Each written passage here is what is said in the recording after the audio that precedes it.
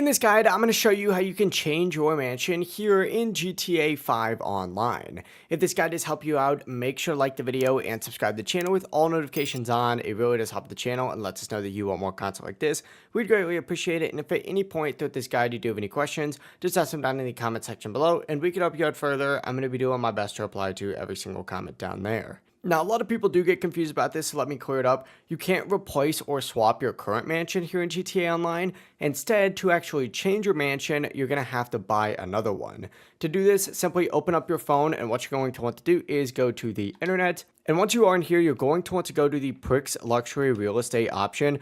You can access this just by searching it. It's kind of up to you, but right now it is a sponsored event, so I'm just going to go ahead and select it. Once you are on this page, though, what you're going to want to go ahead and do is simply just scroll down, and you can choose a different mansion by selecting choose your property, and you'll see these 3 different mansions on here along with the prices listed with them. I personally like this one the most. That's just my opinion. But when you purchase a new mansion, you will pay that full price and keep your original mansion, so you don't really lose it or trade it in. You'll actually own both properties now, and you can even buy the third mansion if you want, just to have all 3. But that is how changing your mansion works here in GTA 5 Online. If this guide did help you out, make sure to like the video and subscribe to the channel with all notifications on. It really does help the channel. It lets us know that you want more content like this. We'd greatly appreciate it. And if at any point through this guide you do have any questions, just ask them down in the comment section below and we can help you out further. I'm going to be doing my best to reply to every single comment down there. Have a great rest of your day though.